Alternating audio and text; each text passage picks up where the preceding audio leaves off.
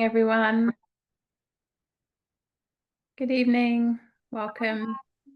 Maz, you're here. Does that mean you got your daughter to bed? She's just down, so fingers crossed. But if I go, then she's not fully down. I'll see. Hopefully. It's risky. No, No, like well that's why when we did teacher training, we did 7 o'clock starts, and that was a real push for me to get my daughter definitely asleep for then. So for this one, I did 7:30, which it means a later bedtime, but at least she's definitely asleep. yeah. Famous last words. She'll probably wake up now. Okay, I'm just letting everyone in and we will begin very shortly. I've updated my Zoom and it's all different and I hate that. I hate it. Why do they have to change everything? I haven't updated my iPhone forever because I don't want anything to change. And now things are starting to not work. So I have to update it. But I don't want change. I want everything to stay the They can't same. change it even when it's working and there's nothing wrong with it. I It's know. I yeah, know. I don't want to learn a new thing. I'm happy it works. same.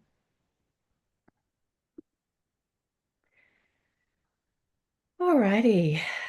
You all got your reminder email, right? Did everyone get that? Yes. Yeah, Yeah. good. Good. Okay, fabulous. All right, we're going to jump in. So my plan for this evening is I would like to do a little sharing circle for the first part, which I will guide in just a moment. And then I want to talk about sequencing, and then we will segue into talking about prana, and we'll see how far we get. And if we don't complete that, we can complete next time. So that's sort of the plan. Um, it would be great if you do have your workbooks to hand and a pen. So just, I'm sure you have, but if you haven't, grab your workbook and a pen. So I wanted to start off by asking each of you who are present live to share with me one, hopefully there were more than one, but specifically one golden nugget from our time together at the weekend. So just one thing that really stood out or was surprising, or yeah, just something that kind of like landed for you. And then if you are a teacher, I would love to hear if you've had the opportunity to integrate anything from our time together in your teaching. If you're not a teacher, well, let me just mute everybody. Hang on. If you're not a teacher, then that part of the sharing won't be relevant. But if you are a teacher, I'd love to hear if and how you've integrated this in your teaching, or how you might imagine that you might. So does anyone want to jump in first and share? Jo. Hey. Two things. The first thing was that the breath from was it called a banda? Mm-hmm. Yeah. That was the first. Jalandhara Bandha. So it's a Yeah. specific bandha, but yes, it's a bandha, yeah. And the second one was it's gone completely the koshas, Okay. pertinent to me, how I see the world, but also the people around me and how they see the world, and then the whole world at the Yeah. moment. So yeah. Beautiful. I love that. And just for the sake of revision, because part of the purpose of doing this share is for us to kind of revise a little bit too. Tell us what you remember about Jalandhara Bandha. Like, what was the thing that was interesting or helpful about that for you?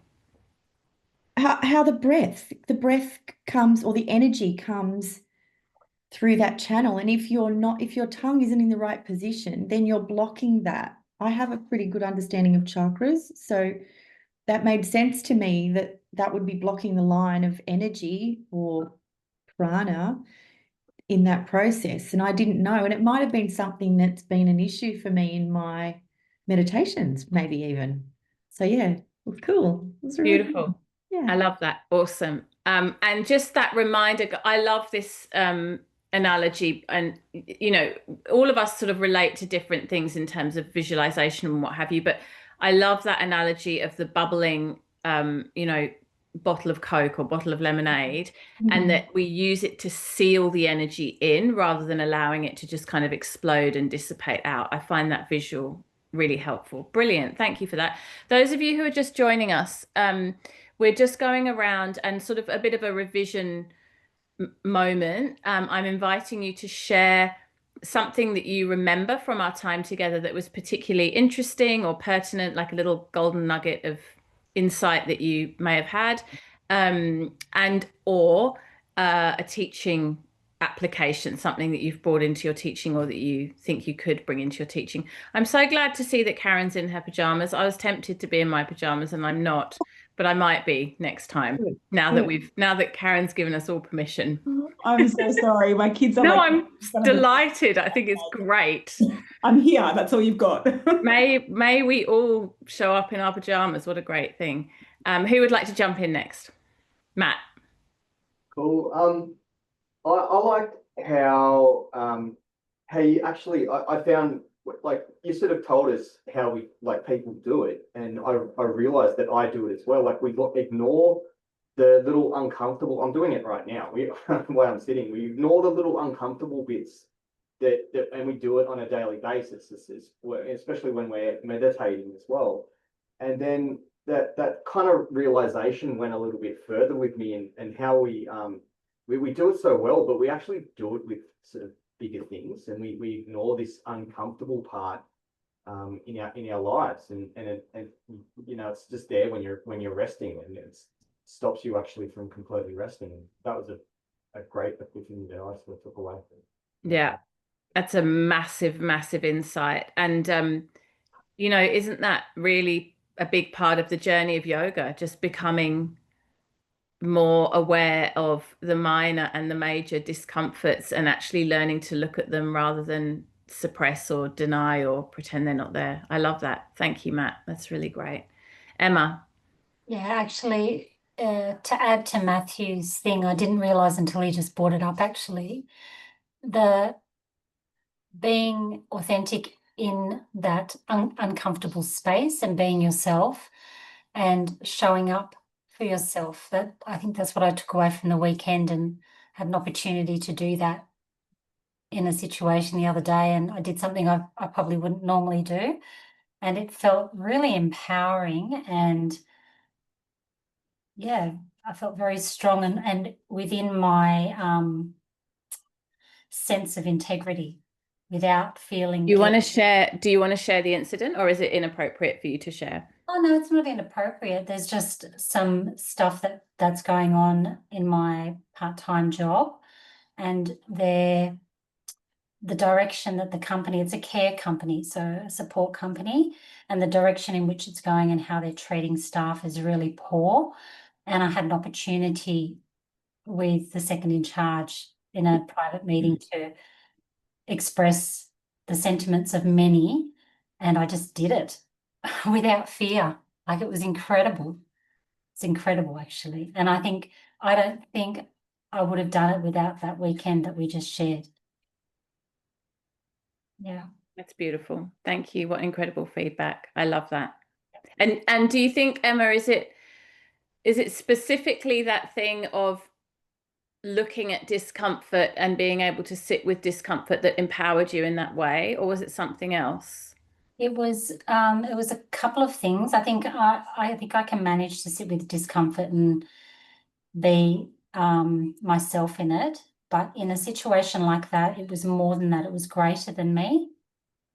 It felt that it was Dharma's coming up, you know, it's that sense of purpose, and that sense of my assignment at that time was to actually speak the truth of what many are feeling, rather than actually just agreeing with the powers that be, and just to keep yourself safe or to keep the peace or to be a little lemming going along, behaving the way they expect you to behave, I suppose. And yeah, just did that answer the question? I'm not sure. I think I might have went on a tangent then. No, that's lovely. So great to hear. I love anything where we're able to reflect on and hear about our yoga practice having a direct application in our everyday lives, especially for the benefit of many. But even without that, what a precious thing. Like, how incredible that we do this practice that then translates into bettering our everyday lives. I just think it's brilliant. Thank you. Thank you. And it was interesting because before the meeting, I actually felt this familiar anxiety rise up, which I used to struggle with, which I don't so much anymore, but it was an interesting situation. And I felt it come up and I thought, no, actually, just relax. This is, I'm going to speak my mind in line with my own integrity and my own values. And that's where the power lies. That's where you can't get it wrong, right? Even if it's wrong, it's in line with you. So, yeah. Yeah, again, that word that's very overused, but is very appropriate, authentic. If it's authentic to what you're actually experiencing, there is no arguing with that. Beautiful. Love it. So great. Thank you. Thank you. Those of you just joining, we're just sharing. I'm inviting each person to share, and I'm specifically asking the question, is there one particular teaching or particular insight from our time together last weekend that has stayed with you? And for those of you who are teachers, is there something you've been able to apply in your teaching? Who'd like to jump in next? Me. Twani. We'll go Twani and then we'll go Andrea. This part of the comfort is also stayed with me a lot, is still reverberating. But you spoke about honoring our body. And when we're doing the restorative practice, to honor this body that deserves to rest and to be completely 100% comfortable on that asana. And that honoring body part stayed with me like before going to bed, and I was doing my meditation, and then suddenly I was actually saying, I honor this body now deserves to rest, and now I'm finding my comfortable pillow, my eye pillow, and I was doing this before bed, before sleeping. So it really stayed with me, and I was like, I need to treat this body as he deserves. Yeah, that's all what stayed with me a lot. Yeah. I love that. So great. Thank you. Thank you. Andrea.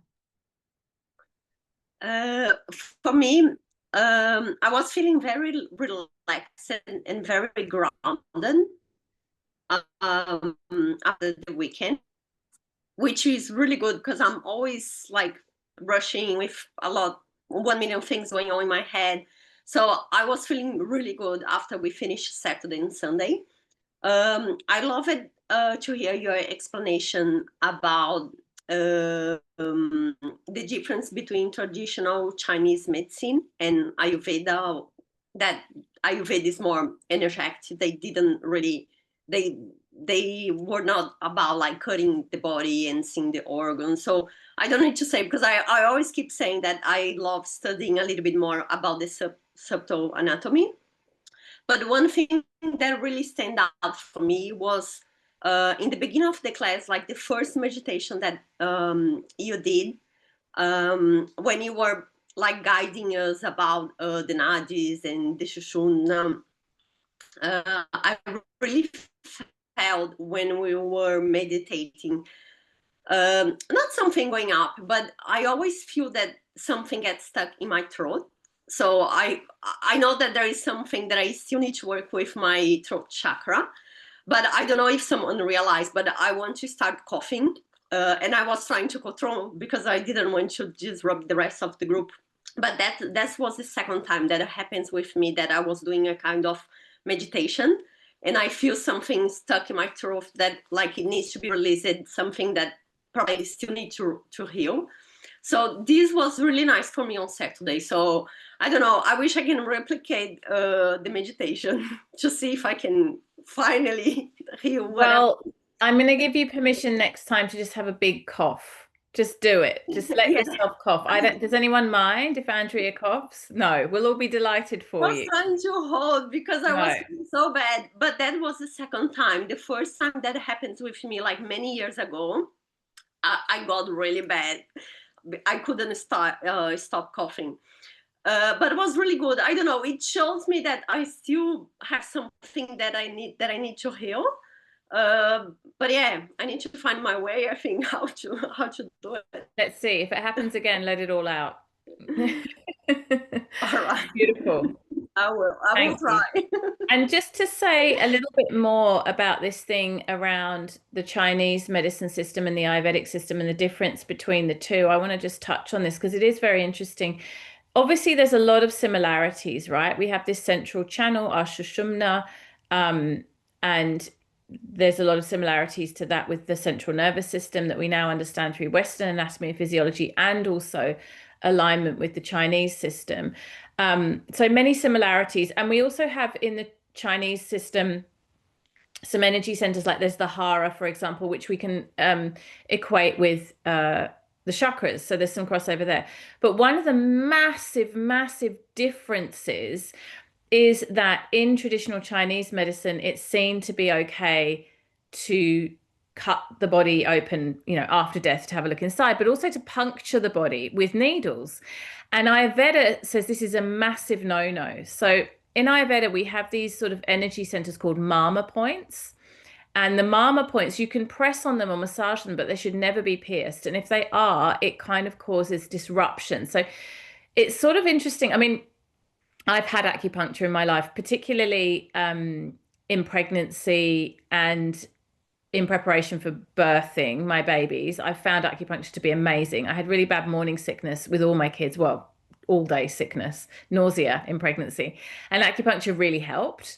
And it also helped because my babies tend to go overdue. So it was helpful for that. So, I'm not anti-acupuncture. I've used it and I like it. But Ayurveda is anti-acupuncture because it's anti, and it says this clearly in the scriptures, anything that pierces your skin, even having your ears pierced or your belly pierced, particularly your belly, actually. I remember when my teacher, Mother Maya, at some point, I was in my early 20s when I first started training with her before I had children. So I had a pierced belly. I mean, that went after my first pregnancy, but as soon as she saw it, she was like, take it out, no, it's terrible, like, some violation to the energy of the navel. So tattooing is also bad in Ayurveda because the needle, it causes damage to the mama points. So we actually, traditional Ayurveda, part of it is preservation of the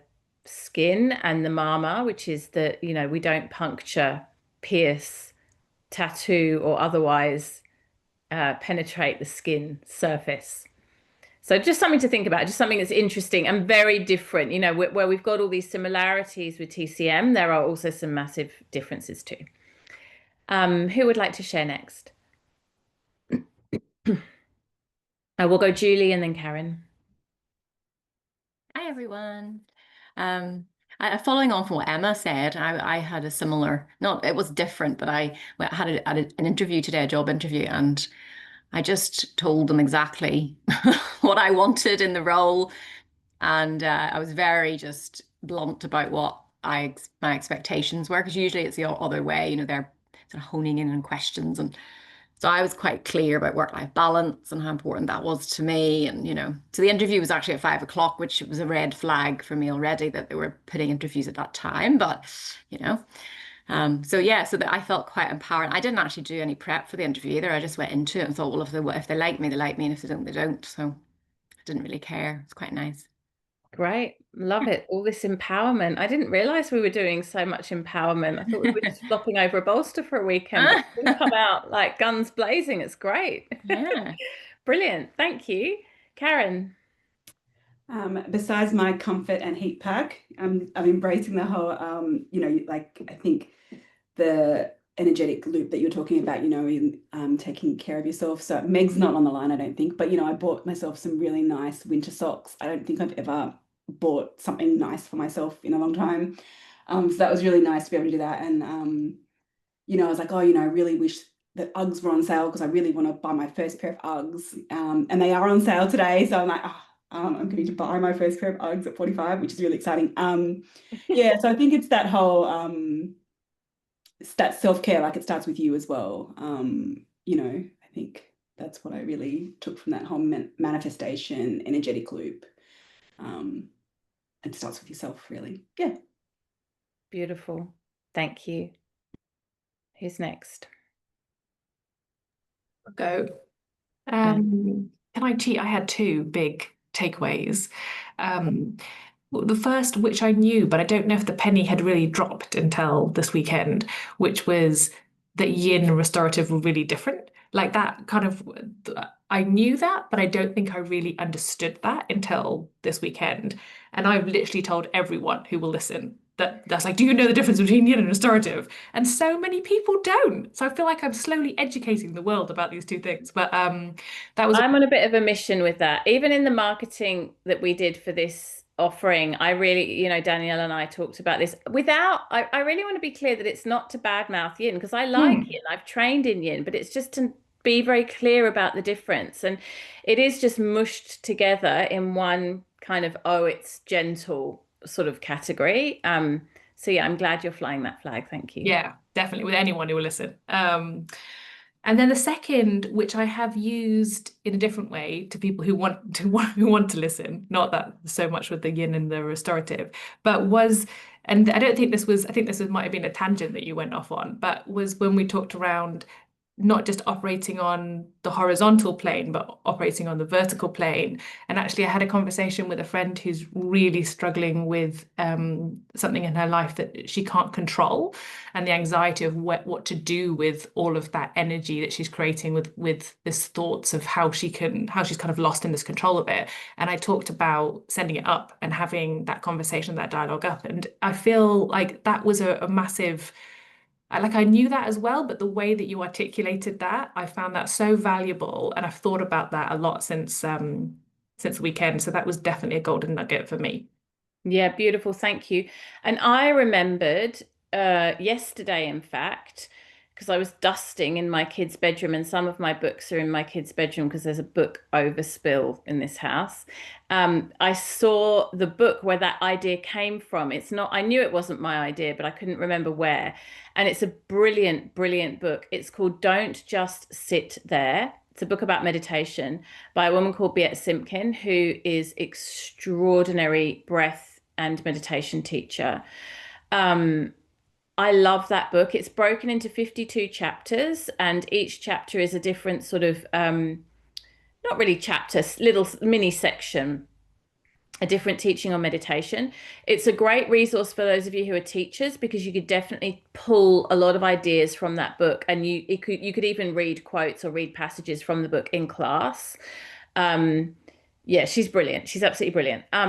So she is where I got that idea of the horizontal and the vertical, and I will find that passage and I will share it with you next time we meet, because she explains it more eloquently than I can. She's a very beautiful writer, very poetic, sort of philosophical writer, but with some really solid ideas and concepts too. So yeah, thank you for reminding me about that, because it is a really good teaching. It's a very clear and, again, a very visual way of thinking about remembering not to get too caught up in the stuff that we can't control and the stuff that isn't so important. It's, yeah, powerful. Thank you.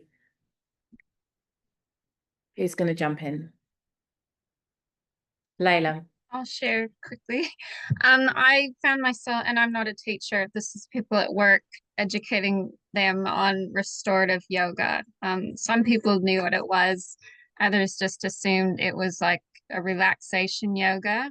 So I kind of went into to sort of say it was like yin, but it's not like yin. So they sort of got that. What I was sort of reflecting on from last weekend is I got quite emotional during one of the yoga poses, asanas that we did, the heart opener one. Like tears, which is not unusual when I'm like in a class or something, but I had this like tightness in my neck, like as though someone was choking me.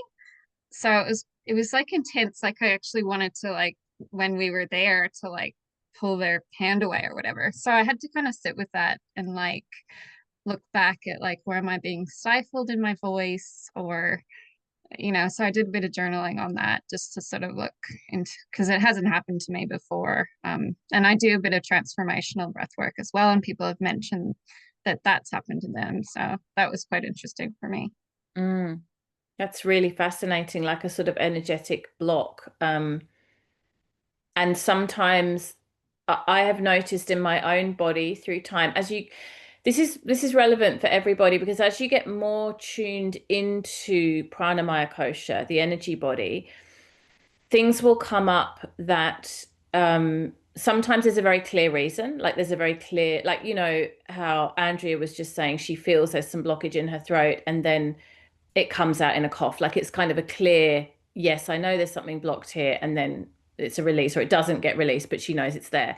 Other times it can be something that we can't quite figure out. And again, it goes back to what we talked about at the weekend, this idea of past life or even pre-memory. I mean, past life is one thing, but also, you know, there's a whole like 3, 4, 5 years of childhood that we experience and babyhood that we don't have memory access to in the same way. So I think it's helpful if we do know the source and if there's something we want to work through. And also there's a place for not worrying too much and allowing it to clear without necessarily needing to get the mind to involve. Because this is where we go to the Manamaya Kosha place, right? We go, oh, that's interesting. Now I need to figure that out. And we go straight into the sort of masculine mapping mode of like, oh, what's going on here? That's curious. Let me understand it. And part of dwelling in pranamaya kosha is dwelling in the great unknown, dwelling in the void, dwelling in the experience that doesn't necessarily have a beginning or an end or a initiation, like a trigger, something that, you know, started it. So yeah, just throwing that out there, that yeah, like absolutely contemplate, journal, and if it doesn't become obvious to you, that's okay too. Yeah, beautiful. Thank you for sharing. And I do see that as a real sign that we are dropping into pranamaya kosha when we start to experience sensations, images, colors, feelings. It could be hot or cold, it could be tingling, like anything extraordinary is often a sign that we're accessing pranamaya kosha, and that's part of the work we're doing here. That's great. Who hasn't spoken yet? Danielle? Hi. So I always love like taking bits and implementing them. And I was very cautious of not doing it all at once.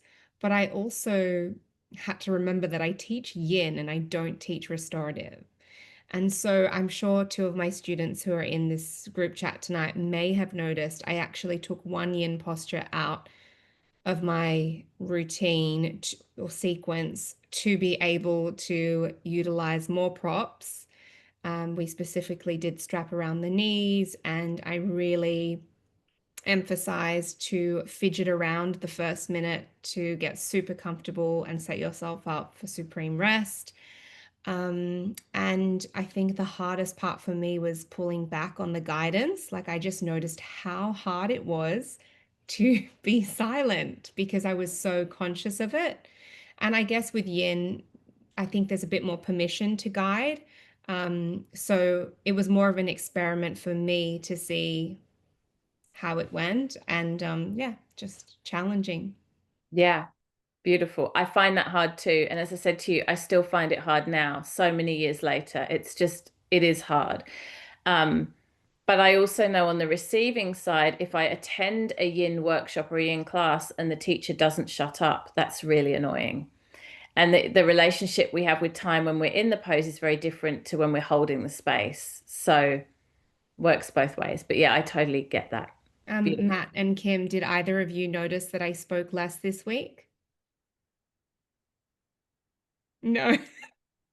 No. You felt like you did. I It's a felt start. I It's a tried. start. Beautiful. I do enjoy the guidance. I know some people might prefer the silence and stuff. So I've got a very racing mind. So I mean that's probably a lot of the reason why I do come to your class, Danielle. So Okay. maybe that's yeah. Cool. Thanks. Beautiful. Lice or Kim, did you want to share or not share, which is also fine? I'm good for now, Katie. Thank you. No worries. And Kim, did you want to share?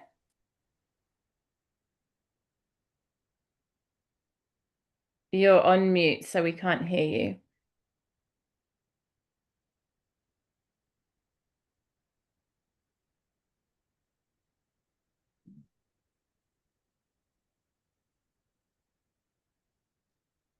There we go. Okay, let's make myself big again.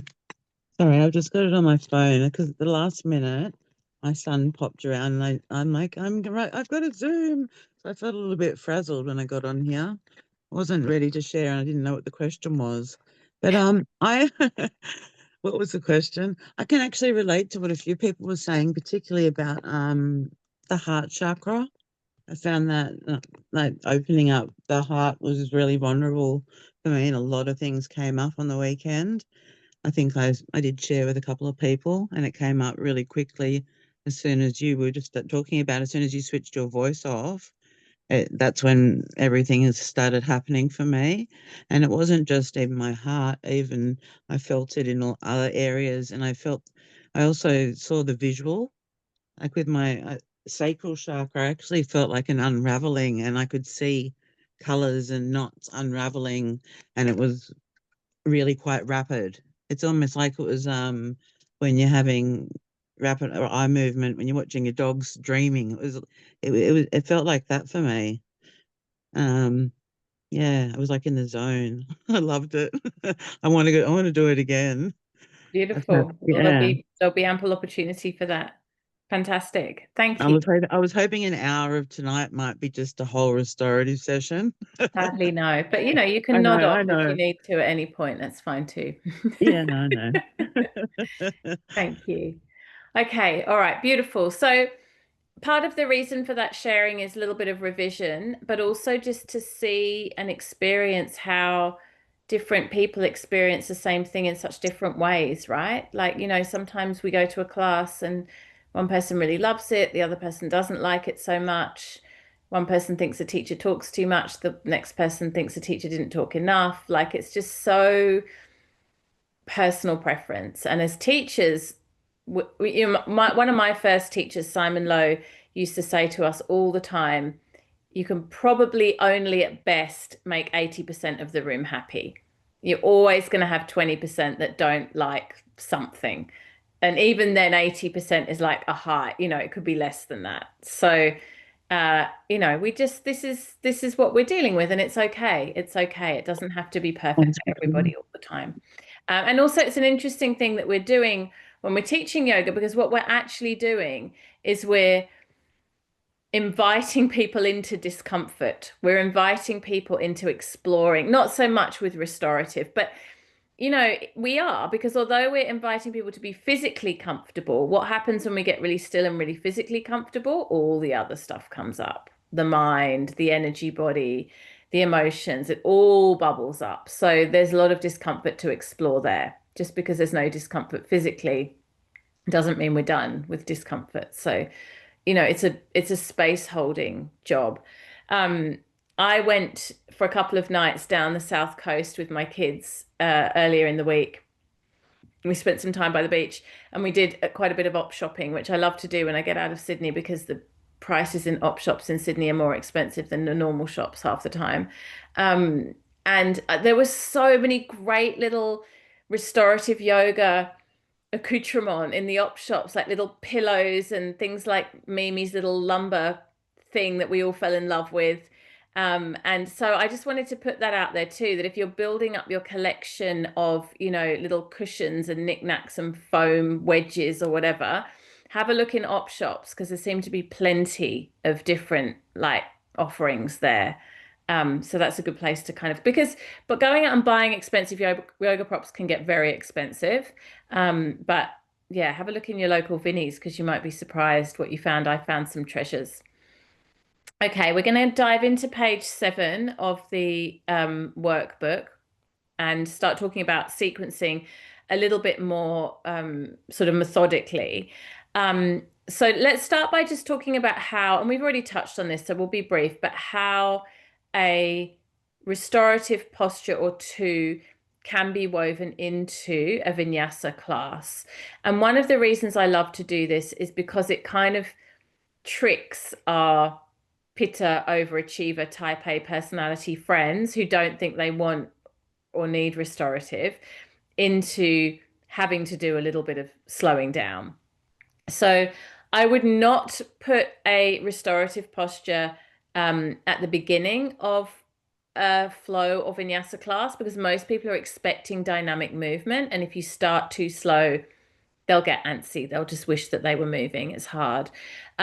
Although with that said, I do really like supported child's pose to anchor to the earth. And I very, very, very commonly start, like I'd say a good 90% of any class I ever teach will begin in child's pose. I just think it's a really great way to start a class. If you're a newer teacher and you're a little bit nervous, it's a good way to start a class because you don't have everyone looking at you, which is a great way for you to just start talking and find your feet without being stared at.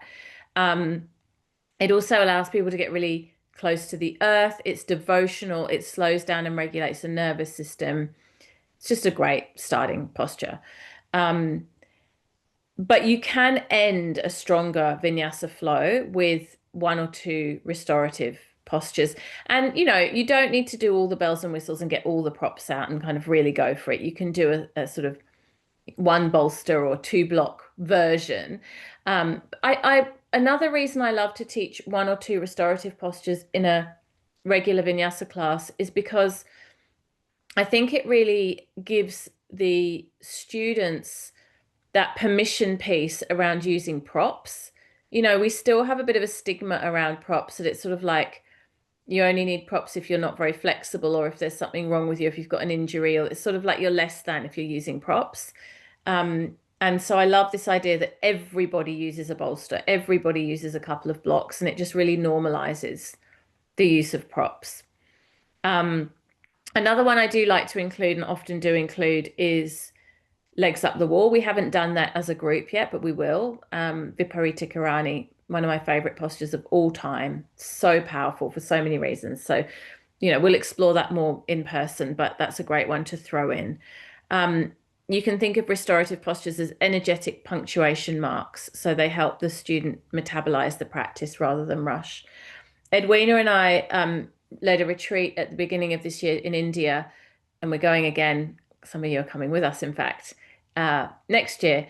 But this year we went to the Shivananda ashram in Kerala in South India. It's pretty remote. It's out in the jungle. It's a very special place. If you ever go to India and you're in South India, I highly recommend it. It's a very authentic but Western friendly ashram, which is hard to find. And in the Shivananda style of yoga, they do a very interesting thing where you do quite dynamic practice. You do sun salutes, you do vinyasa flow, you do quite long holds of quite strong standing postures. And then in between, incrementally throughout the class, you do a little 2 or 3 minute shavasana. So you start, you do your sun salutes, 2 minute shavasana. You do your warriors and your triangle and your standing postures, 2 minute shavasana. You do back bending, you know, you might do bridge, you might do wheel, cobra, dhanurasana, etc., 2 minutes of shavasana. And actually, I love this. I love it because it gives your body time to integrate and to just recalibrate and slow your breath down. It gives your nervous system and your energy body, your pranamaya kosha, an opportunity to regulate, to absorb, to assimilate the benefits of the practice. So I think that's a really interesting thing to think about. It's not exactly restorative, but it's like a nod to restorative within vinyasa practice. So then we move on to sequencing for a full restorative class. And the first thing to say about this, and you've probably noticed this already, is that we don't have a massive repertoire of postures in true restorative yoga. Like, yeah, we can extend it and we can sort of say, oh, well, this is a passive posture or this is a supported posture. And we can do a bit of a hybrid of yin and restorative and kind of play with it. And I'm not a purist. I'm not against that. I think it's fine to do that. But if we're really being true to restorative yoga, one of the differentiating factors is that we're in that flotation tank experience, right? We're in that feel nothing, as comfortable as possible, ease, comfort experience. And so there aren't actually that many positions that we can do that facilitate that. You know, if we start doing more, we're going to experience more sensation, and then that drops us into the body and out of the realm of energy bodies. So it's sort of a little bit of a fine line. So we need to somewhat regulate that part of ourselves that wants more, or thinks it's not enough, or thinks it should somehow be more complicated, or there should be a bigger repertoire, or, you know, all these stories that we tell ourselves. It's very simple. Restorative yoga is really, really simple. If you want the complexity, it comes through learning about the subtle body and learning what's going on in pranamaya kosha. It doesn't come through complicated asana. So that's the first thing. We're looking at a pretty limited repertoire. As I mentioned to you guys before, and this is kind of a bit of my thing, this isn't really a classic restorative thing, so I should probably own that and make sure you guys know that. This 5 minutes of free movement at the beginning and the end isn't really, that's not really classic restorative. That's something I've really sort of developed myself over years, partly because it's what I do in my own practice, but also because I just see so much benefit in it. For two reasons. One, most of us have a little bit of energy we need to discharge from the body before we can really settle into restorative, especially in a yoga class in a public group setting, because apart from anything else, you've had to travel to get there. So, you know, if you've come out of the car, or you've looked for parking, or you've been on public transport, or you've walked or cycled or whatever, your nervous system is a little bit, you know, frazzled. So we just need a few moments to discharge that energy. And free movement does that. So that's one reason. But the other, and I think this is actually the more compelling or important reason, is when you allow your students to do free movement, you turn the voice of the teacher over to them. And it's really empowering, and it really facilitates self-trust. It also helps your students to develop their own self-practice. It really draws the narrative away from comparison with what other people are doing. It's just very empowering. And I always say things like, it doesn't matter what anyone else is doing. There is no right or wrong. You could be doing a headstand. You could be doing shavasana. It's what you feel to do. And it's interesting that that can bring some stuff up for people too. You know, sometimes people actually don't know what they feel to do. They're really not sure. And that's interesting as well. So yeah, I think there's a lot that's very valuable in that, and I recommend that you include it. But you know, you don't have to. It's not part of a classic sort of standard restorative practice. And then the sequence I've given you is how I teach and what I think works in terms of the anatomy of our bodies.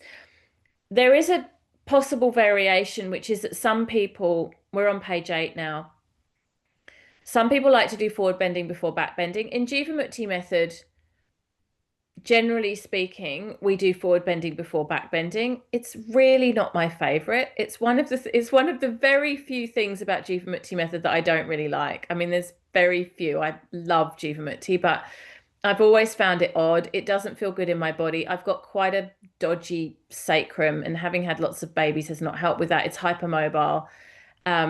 And doing forward bends first and then back bends and then not forward bending again just leaves my sacrum, my sacroiliac joint, not feeling happy. So maybe it's just me and I'm projecting my personal preference onto the world, but it feels so much better in my body to back bend and then forward bend.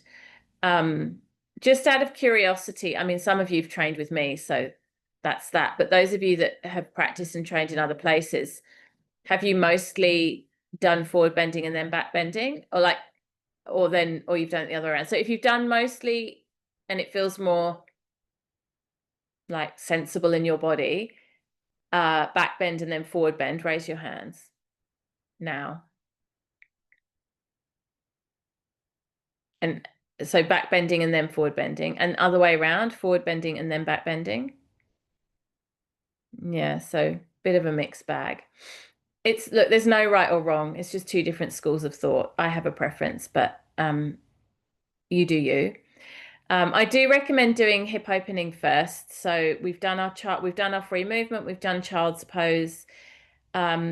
Hips are where we hold the most emotional stuff. That whole area, pelvic bowl, psoas muscle, hips, reproductive system, lower chakras.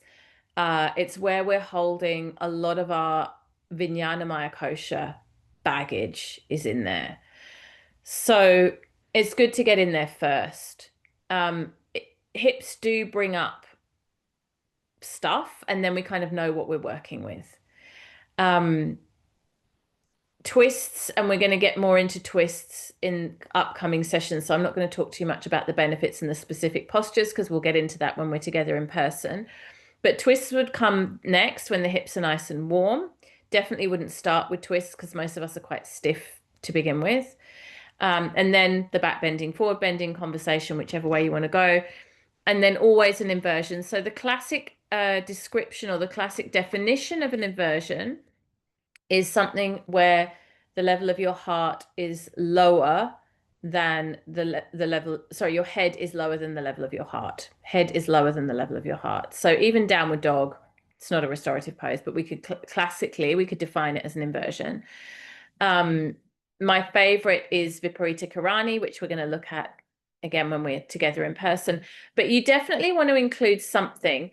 And when we talk about the vayus, which is the movements of prana, which we'll get into, the upward movement of prana, which is prana vayu, is stimulated by inversions.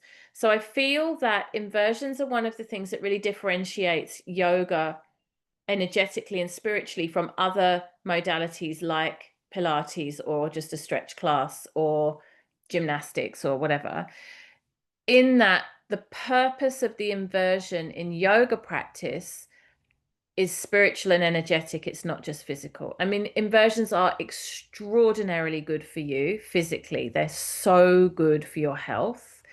But they're also really powerful energetically and spiritually. And part of the reason they're spiritually powerful is because they're scary. So if we put ourselves upside down, it's kind of counterintuitive and it feels a little bit confronting. And again, this is part of what yoga is designed to do. It's designed to, in a safe way, put us through the experience of stress or the experience of discomfort. And then we notice how we deal with it and what we do with that. And that in itself is really powerful. We never ever, so then after the sequence, we might do 5 minutes of free movement. I would say the 5 minutes of free movement at the end of class is more optional than the one at the beginning. The one at the beginning, I feel strongly to include. The one at the end, more if there's time or if you feel that people are, you know, have something they still want to move through. And I said this to you last weekend. I'll just repeat it because it's interesting to notice. When we do free movement at the beginning of class, often we'll see people are quite active and quite kind of, you know, jumping around and bouncing around and fidgeting and what have you. When we do it towards the end, we often see, I mean, actually, often we'll just see people stay sitting in meditation or come into Shavasana early. And what a beautiful thing that they can feel in their bodies that that's what's needed. It really goes to show how much the nervous system has downregulated. I love that. And then what we call constructive rest, which is Shavasana. Never ever skimp in a restorative class on Shavasana. And I know that sometimes you might feel like, oh, well, you know, we've done so much resting already. Do we really need to do any more? Do we still need to rest further? But Shavasana has a very different energetic quality. It has a different quality to all of the other postures from a purely pranamaya kosha perspective. It is the posture that mimics the moment of the spirit soul leaving the body. It's corpse pose. And when we practice corpse pose, we practice literally honoring our incarnation and honoring the fact that we will not be incarnate forever. And this is a high spiritual practice. So not to be skimped on. There are three things that we're really focusing on in Shavasana, and I would say to a certain extent in all restorative practice, to be honest, but this is particularly evident in Shavasana. One is Sukha, which means the direct translation of that word is sweet, but we could also say easeful or comfortable. And then Sthira, which means steady. And this comes from Patanjali's Yoga Sutra, Sthiram Sukham Asanam. The asana should be steady and joyful, or sweet and steady, or connected to the earth and sweet. There should be a feeling of connection to the earth. And then the other element, which again is part of all of restorative, is Svadhyaya, which is self-study. I mean, restorative yoga is nothing if not an opportunity to study ourselves and to notice what's going on. But Shavasana in particular really brings that up. I'll open up for any questions that you might have in a moment, but one last thing I'll say here is regarding hands-on assists. I've already mentioned it, but I want to explicitly say it. I really stay away from assists in restorative because it's not about correcting or deepening. You know, we're not going to push someone deeper into Paschimottanasana, seated forward bend, or pull them deeper into a bridge pose, back bend, because we're not looking to deepen. We're looking to be at ease and in comfort. However, where we will support and help is with a suggestion of a prop here or there. And if I was teaching a group class, and you've seen me do this when I'm teaching you guys, I might give one person some extra attention for a particular posture and really help them figure it out. And then the next time I'll help someone else. Like, in other words, you probably only have time to help one or two people in an entire pose. Let's say you're holding the pose for 5 minutes. You might only have a couple of minutes. Better to spend 2 minutes with one person, 2 minutes with another person, than to try to get to everybody and not really be able to do much. And you can also be helpful as a teacher in restorative by giving out props and like actually, you know, helping people use them. So if someone's coming to your class regularly, they might not get support and help every class, but hopefully over a period of, you know, a few weeks, in 1 or 2 or 3 different postures, they'll get some guidance from you. And then we also spoke about this idea of kind of pausing class to kind of workshop postures and how we might do that and bring an educational component into our teaching, as well as, you know, we're here and we're doing the practice together. It's also we're learning the practice and we're giving tools. And I was thinking about this quite a bit after the weekend, and I wanted to revisit this just for those of you who are teachers, aside from restorative, like just as in all of our teaching. I do feel that we have a real responsibility as teachers to educate our students, and it shouldn't just be about guiding them through a practice. There should also be an element of they're learning and they're progressing, right? Like they're actually getting better, they're getting more insight, they're getting more awareness. Like if someone comes to your class every week for a year and at the end of it they're still doing sun salutations incorrectly, that's on you as a teacher. That is not on them. And I can always see, I mean, I really can. I can see when someone has had good teachers.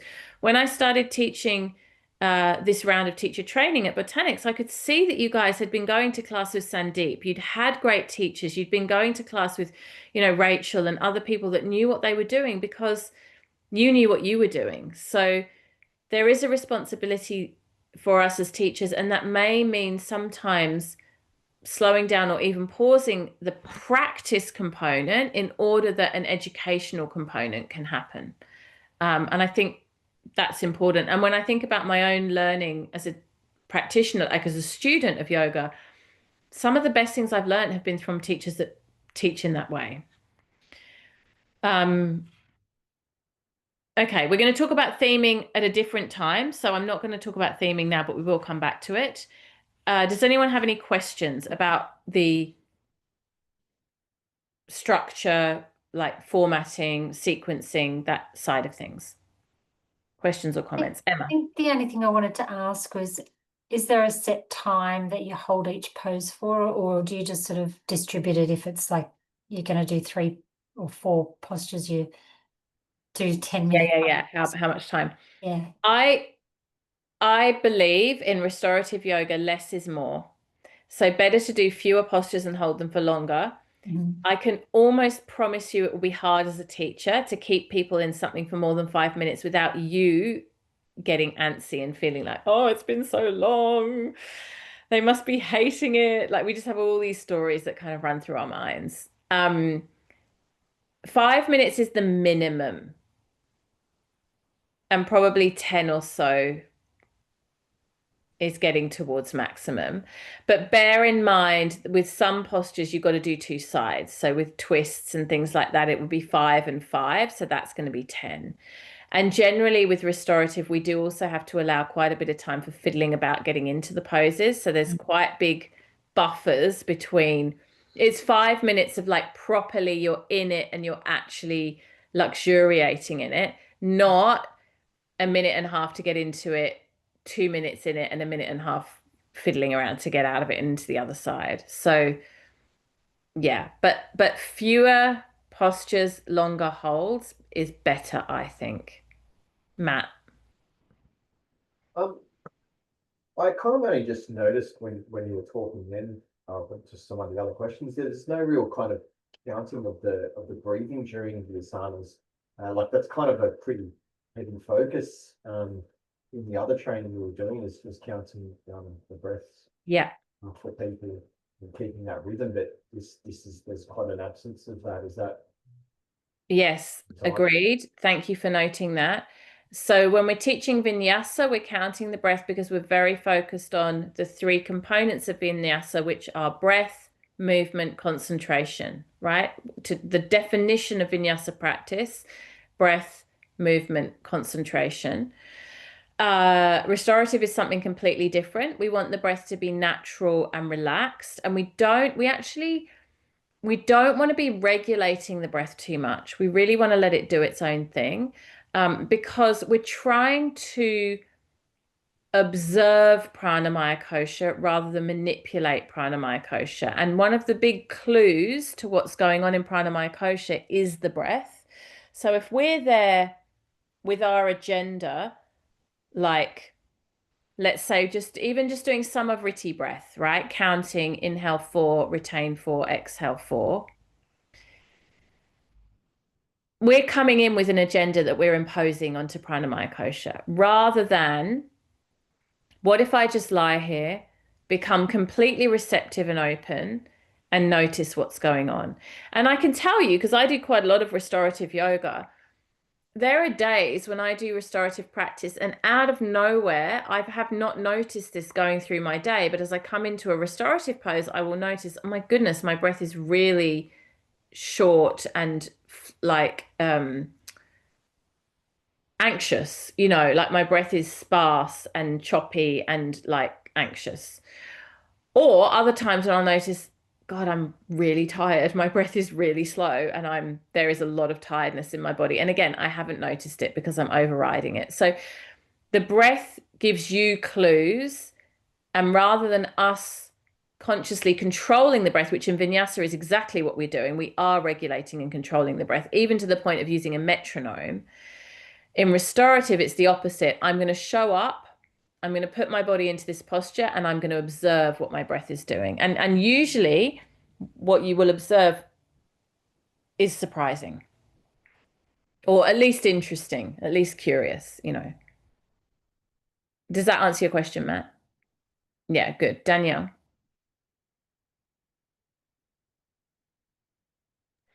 My question was around rebounding. How long is a rebound, and is it a requirement after every single posture? Do you mean a counter pose? Or to rest in between? Like a mini shavasana between. Do we do that? Okay. Where's this word rebounding come from? I'm curious That's about that. from what I learned in yin. We rebound. It's basically a mini shavasana where we say we're, rebounding from the posture. Yeah. I've never heard that word used. That's really interesting to me. Okay, now I understand it. I don't think we need to rebound because there's nothing to rebound from, right? Okay. In yin, we're pushing to an edge and it's Yeah. really intense. And when you come out of it, you're like, far out, like, okay, there's my hamstrings, or, you know, there's my psoas muscle, or whatever it might be.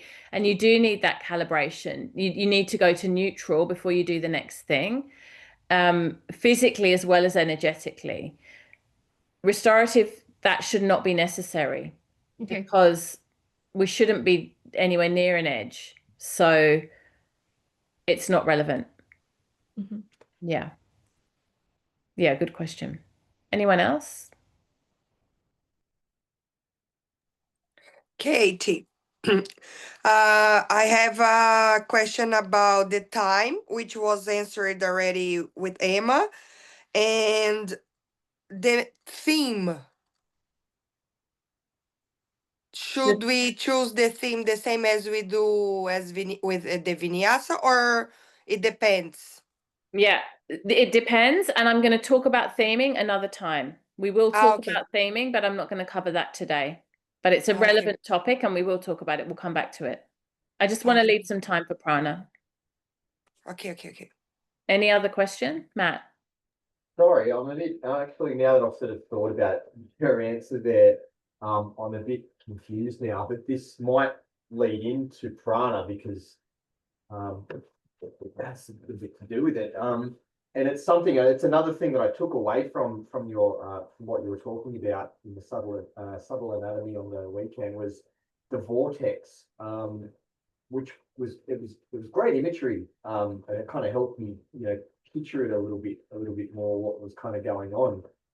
But then where does that come into play? This or was that just a way of you explaining how the subtle anatomy works with prana, like pranayama? Yeah. Okay, you've given me the perfect segue into our next topic. Thank you very much. It's like I planted you there. Let's talk about prana. So this is a really, really critical topic for our exploration of restorative yoga. It's the ground zero of restorative. And this is repetition, but it's important repetition. Prana is not only breath. Prana is present in breath, but it is not only breath. As we mentioned at the weekend, plants contain prana, they're not breathing. We could even say that crystals or, you know, mountains or the ocean definitely contain prana. They are not breathing. So the breath is not prana, it is a manifestation of prana. And the word pranayama, what does yama mean? Movement. Could be, yes, but be more specific. Restraint. Yes. It really means control, honestly. Yeah. What it really means is to control.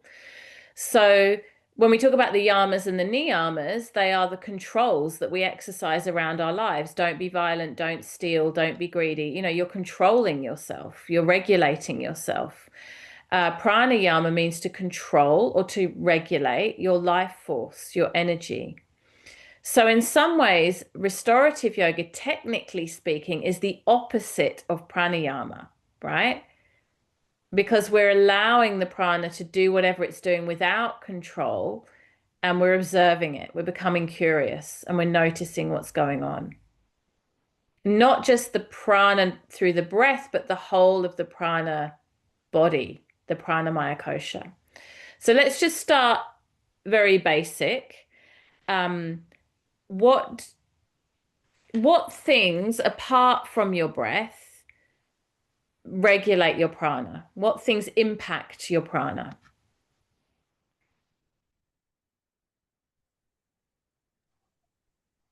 Food. Food, big one. Yes, tick. Matt? Temperature. Thoughts? Temperature, yes. Sorry, Matt. Your thoughts? 100%. Your thoughts, yes. What else? People, Oh, Yeah, people that you associate with, Yes, what you watch, relationships, who sharing on you're hanging out with, what you're watching on TV, what music you're listening to, what you're reading in the newspaper, what you're scrolling. Your algorithm impacts your prana hugely, hugely. Matt, was there something you wanted to add? Sorry, I was going to say that. Yeah. Anyone else? There's two more big ones I can think of that we haven't said yet. Sleep. Yeah, huge. And the one that always gets forgotten, sleep, massive. What else?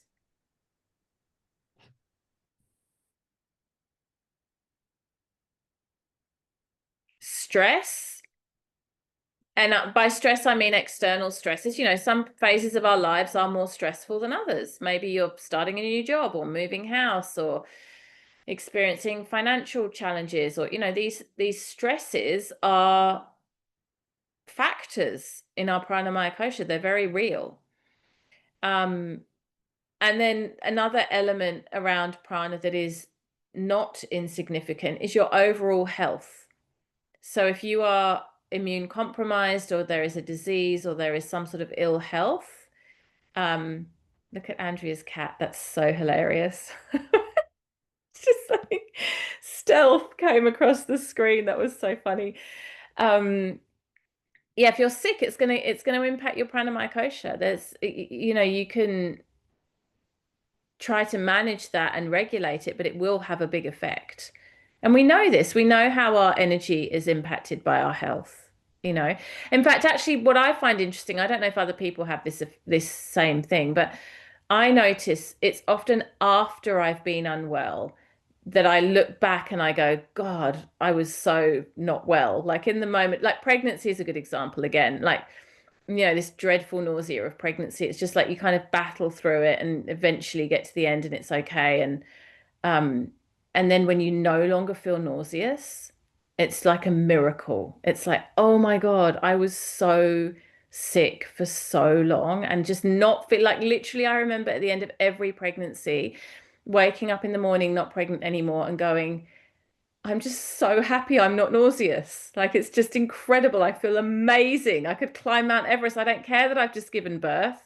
I feel great. So it's the absence of something that we've struggled with that often can show us how much we were struggling. When we're in it, we don't necessarily always know how much of an impact it's having on our prana. And that could go for all kinds of things. That could also go for like a job that you hate. You think, oh, it's okay, it's all right. I'm managing, I'm getting through, I'm making the best of it, means to an end, blah, blah, blah. Then when you leave the job and suddenly you don't have to go there anymore, it's like every day is a party and you just feel incredible, right? Or a relationship or anything. You know, we've all had these situations where we leave the situation and we suddenly go, oh my goodness, what was I doing? I feel great, but we don't realize at the time. So perhaps we could say one of the benefits of restorative yoga is that we're actually inquiring into the energy body and we're asking that question, how am I going? Like, what am I carrying here? Because one thing I believe, and I truly believe this, is that if we override the signs that our body is giving us for long enough, consistently, we will get sick.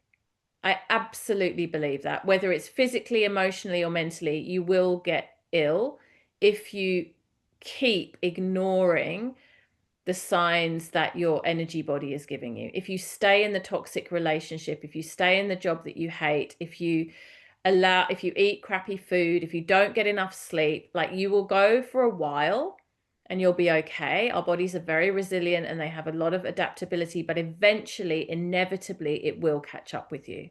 And if you've got a combination of all of those things, low grade relationship, job you don't really like, not eating very well, not sleeping very well, it's a deck of cards waiting to collapse. And, you know, the reality is, and I don't mean to sound, you know, judgmental or harsh, but the truth is, there's a lot of people out there that are miserable in more than one area of their lives. And this is why these practices can be so confronting, because we're very good at distracting ourselves. You know, we've created entire systems of distraction, smartphones being one of them. We just don't have to spend a moment in the discomfort. Inevitably, eventually, it's going to catch up with us. Even if just in the breakdown. Well, I mean, we're seeing it in mental health, like a, you know, extreme amounts, but also physically too. Okay, so let's talk about the difference. So when we learn sort of basic foundation level yoga, we talk about prana and we think about prana as life force, and we sort of have this umbrella terminology, but prana is an umbrella term. It's a term that covers more than one thing. And what I want to spend a little bit of time doing this evening is looking at the different types of prana. And one of the main types of prana is a energy that is closely related to immunity, and it's known as ojas. It's page 11 in your workbook. So ojas is the manifestation of prana specific to your endurance and your resilience. Now,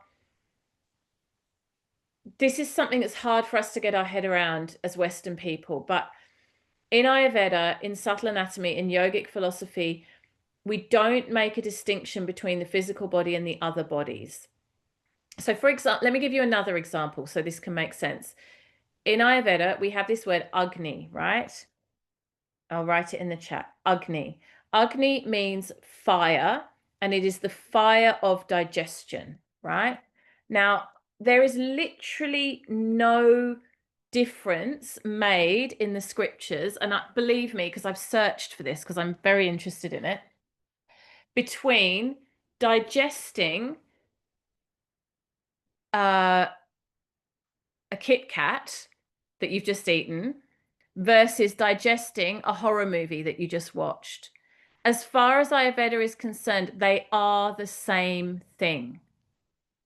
You are digesting something that you have exposed yourself to, whether it's something you ate or something you watched or something you listened to or something you witnessed or something or like a drug that you took, if you drank a cup of coffee or you smoked a cigarette or you took some other mind-altering substance, you are digesting it.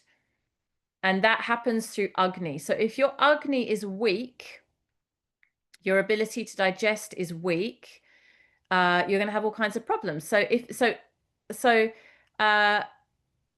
the Agni that relates specifically to food digestion, which is a subsect of Agni, if that is weak, you're going to get an upset stomach all the time. You're going to get sick all the time.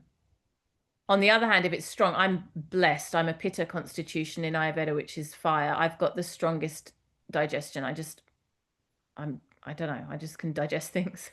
I don't have gut problems ever, really, which is a very Pitta thing. Vata people and Kapha people tend to struggle. Vata in particular, all the sort of IBS and that type of thing is very Vata. But this word Agni, it means to digest and it pertains to all things, right? Similarly, Ojas, which is immunity, in Ayurveda and subtle anatomy, we don't, and it's a form of prana. Ojas is a form of prana.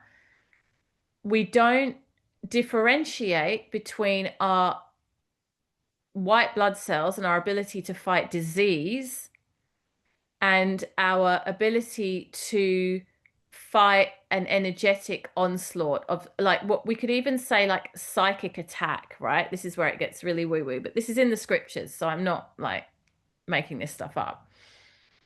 It is possible that someone could be wishing you ill. Someone could be sending you bad juju, right? Like, let's say they're jealous of you. And, this is where you put yourself on social media. This can happen. This is one of the reasons, hand on heart, this is one of the reasons I don't put my children on social media. I don't have a problem with my kids being on social media because I'm worried about people like finding out where we live or their safety or anything like that. It really is not a practical thing like that. I don't want people looking at my children and their energetic imprint out in the world and having an opinion about it that's connected to or related to me, because I really believe that carries an energetic imprint. Aboriginal traditional culture says something very similar. And you may have seen this on TV or when you read something, that it's really considered to be very inauspicious, like not correct, to show pictures of a deceased Aboriginal person, someone who's died. And it's because of this energetic imprint, right? They're carrying a spirit, they're carrying an energy. when we put a photo on our altar of our teacher or someone we admire or someone that we, you know, give thanks to, that holds an energy. It's very powerful. I remember when I got married, one of my teachers, my Kundalini teacher actually, she gave me a picture from her shrine, from her altar at home as a wedding present that she had had on her shrine for 20 years and prayed to every day. I felt like I almost couldn't accept it. It was such a generous gift. Like this picture of her guru that she had literally prayed to every single day for 20 years. That contains ojas, right? So it's our ability to assimilate, our ability to also have immunity against, right? So if a disease comes into my body and I am able to fight it off, I've got strong immunity. If someone comes into my field and has an opinion about me, particularly a negative opinion, and I'm able to not be completely blindsided by that or impacted by it, I have strong immunity. I know who I am. I'm okay with myself. You don't have to like me. You don't have to like what I'm doing. It's all right. We can still be friends even, right? That's ojas. The ability to stand resolved in your own, to be immune to the influence of other people's projections. Can you see how the energetic and the physical, like, although they're different, in Ayurveda and in yoga, there's really no difference. They're seen as the same thing. And it's actually really what it comes down to is it's a practice of protection. It's a practice of protection. We protect ourselves physically, we protect ourselves energetically. Amma, who is the great hugging saint, you know, she's a female saint. She lives in South India and she gives a form of darshan or blessing where she hugs people that come to her. Sometimes she hugs thousands of people in one sitting. I've received hugs from Amma. It's a really beautiful, very special, sacred experience. Now, she hugs people that have very contagious diseases, and this has been widely documented and filmed, and, you know, many people have witnessed this. Leprosy, skin diseases, you name it, right? And she'll hug them and bring them right in and, you know, give them a good old proper hug, hundreds of them, doesn't get sick because her ojas, her energetic protection is impeccable. She has the siddhi, the yogic superpower of pristine ojas. In chapter 3 of Patanjali's Yoga Sutra, Patanjali talks about the yogic siddhis, which are the superpowers that arise from practice. Some of them come to us naturally, some of them we can cultivate. And ojas, or the development of the prana of ojas, is protection, immunity. Twani's saying we can't take photos of some sacred places at the Red Center for the same reason. Yeah. So ojas, can it be in places too? It can be the vibration of the place can be protected, like, or not, you know. So like, again, your home. One meditation that I love to do, that I do quite often, is I visualize my home and the people in it, my family, and I send a blessing. You know, I literally visualize light or protection or a blessing upon them. And I often do it to my children too when they're going to school or they're going to do something, especially if I know they're going to do something they're going to find difficult. I send them some protection. This is a form of ojas. We're working with the prana of protection and immunity from harm. And so, yeah, definitely we could do this in a place. So how do we build ojas? For me, visualization is a really strong one.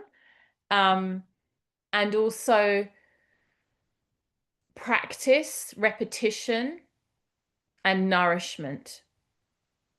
And then a little bit of protection. So if we don't want to get a disease, we don't surround ourselves by lots of sick people. If we don't want to be impacted by the energy of lots of people, we don't splash ourselves all over the internet and invite commentary. You know, like when you another thing around this can be having boundaries around what you share with whom and how. So if you're the kind of person that's oversharing and sort of spilling out your deepest, most intimate personal stuff everywhere, all over the place, that's going to deplete your ojas, because there's no protection there. There's no boundary, really. Actually, some of what ojas is about is boundary. I think the first one I said, Matt, was around physical, so actual physical immunity, which is food and rest and all those things, looking after your body.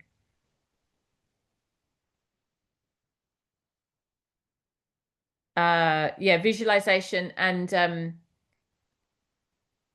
protection, in the sense of like keeping away from something that could potentially attack you.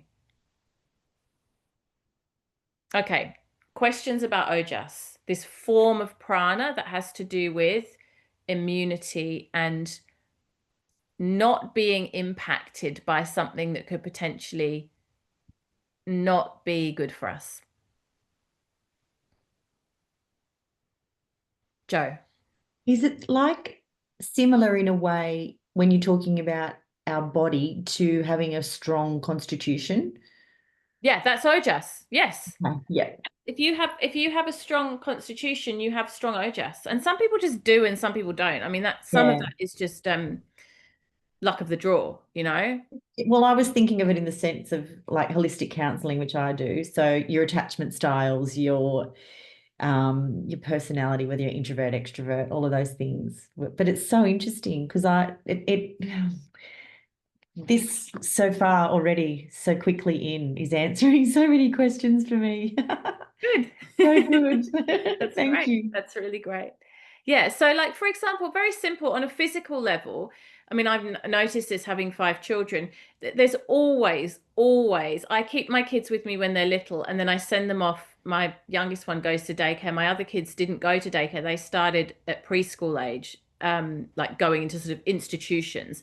That first year in an institution, the kid's going to be sick the whole time. Like, it's just unavoidable. I've done it 5 times now. They go for that first year, whether it's daycare, preschool, kindy, whatever it is, they get every disease under the sun, you know, hand, foot, and mouth, snot, coughs, you name it, nits, all of it.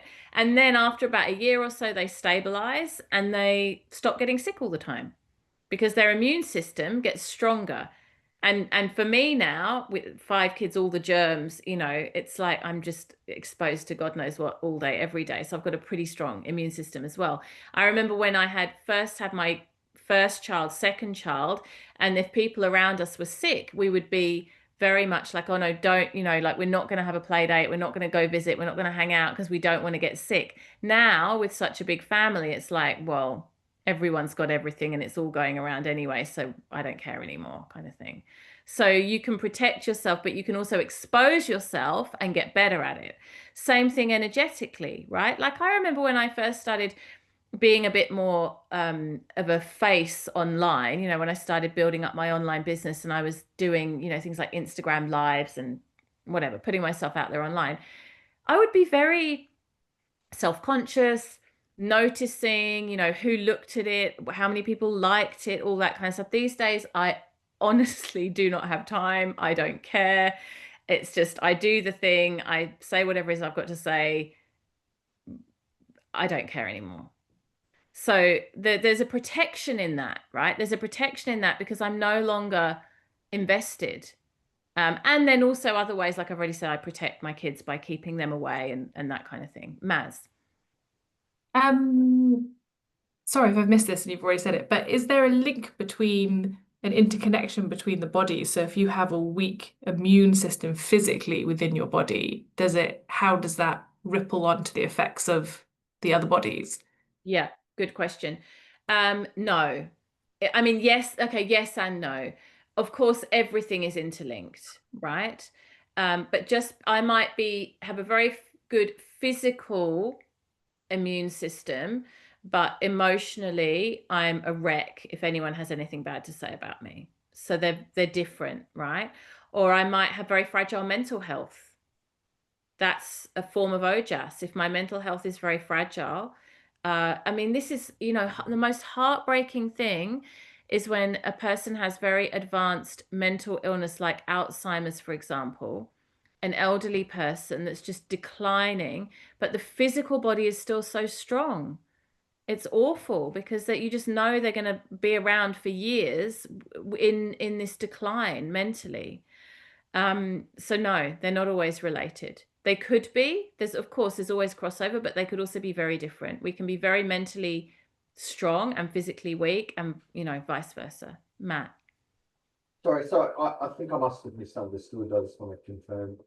I thought you said that it held true, well, the opposite to what you just said.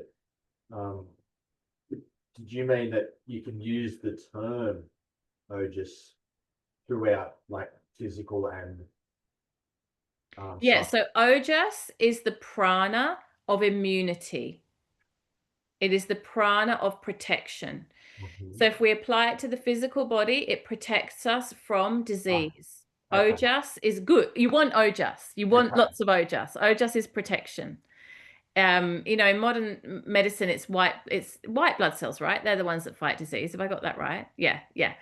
So it's the stuff that's going to stop us getting sick from a psychic, energetic, emotional level. Ojas is immunity to impact from other people's ideas, opinions, suggestions, whatever.